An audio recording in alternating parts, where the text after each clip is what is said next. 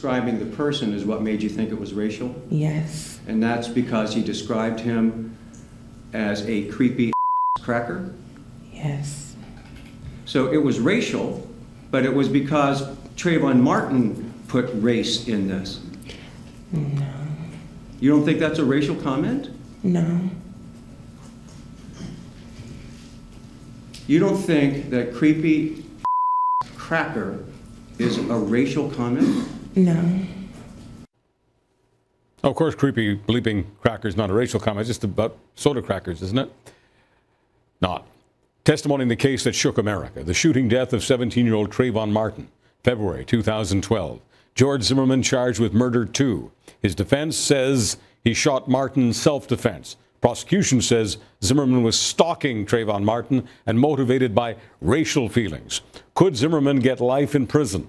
For much more, we turn to Vince Coglianese. He's senior online editor at the Daily Caller. Give us some quick background on this, because some Canadians may not be familiar with the term cracker, and it's not something you eat. Yeah, it's a racially loaded term. It's occasionally heard in the United States. I guess it's supposed to be the opposite of the N-word, which we euphemistically refer to here. But, you know, obviously, I don't think the two, personally, I don't think the two have much of a comparison, but it's still often used to refer to white people in a dismissive or pejorative way. And it appears in this case that the witness, Rachel Juntel, who used the phrase, who basically was relaying the phrase that Trayvon Martin used prior to his death, is offering some evidence that Trayvon viewed this at least through some racial lens.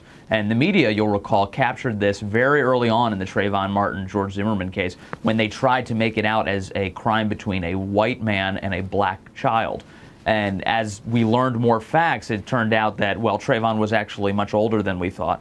And the pictures that were shown of him as a cute young boy didn't really do justice to his age at the time, and that George Zimmerman is actually Latino, that he's not just simply a white man. So it certainly complicated the picture, but by that time, the racial firestorm had taken off inside the United States.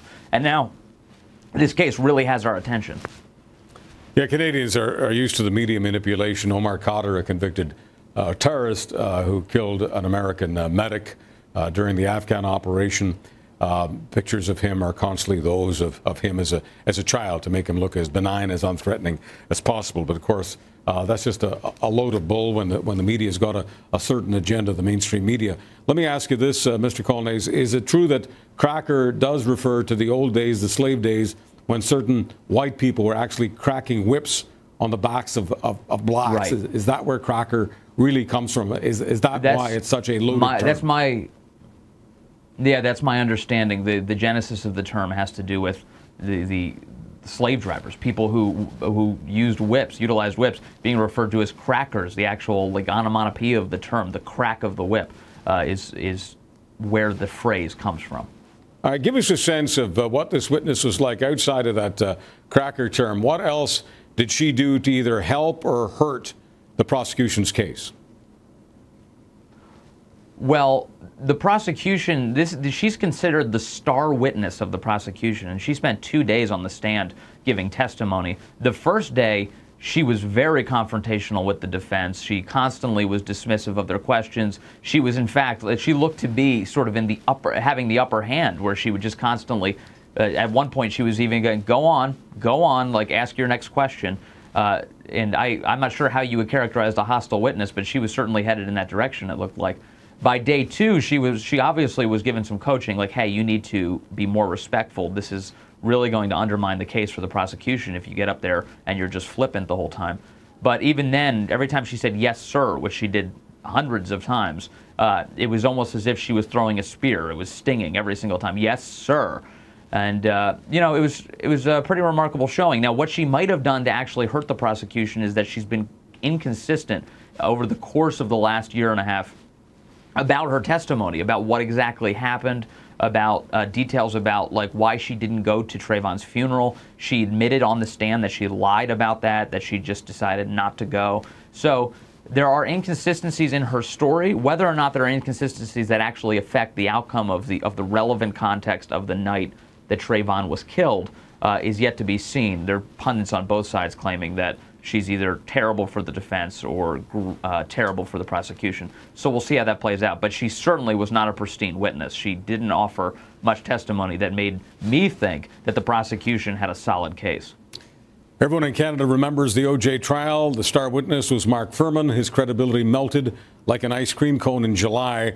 When the credibility of the star witness is melting down, that's not a good day for the prosecution. That's a very, very good day for the accused. Now, they're going for murder too here, second degree. Pretty high burden. What will they have to prove to put Zimmerman away for a long time on second degree murder? Well, they're going to have to prove that he did this out of, as you said in the beginning of this segment, some sort of, I guess, racial animus, and that he intended to kill Trayvon Martin because he was, as the prosecution stated in the beginning when they spoke to the jury in their opening statements, that he didn't do it because he had to. He did it because he wanted to. So we're going to have to figure that out. Is it did he want to kill Trayvon Martin? But before our interview, I know now that there is a new witness who came forward today that the prosecution, this was during the prosecution's interview time, a witness who actually saw the physical fighting. This is a gentleman who was testifying today, who says that the person who was on the bottom, who we all know now to be George Zimmerman, was the one who he heard yelling, "Help." Well, that's a big blow to the prosecution if that's true. If Zimmerman was the one who was yelling help because he was being attacked by Trayvon Martin, then that's only helping the defense build their case that Trayvon Martin was killed when George Zimmerman was attempting to defend himself.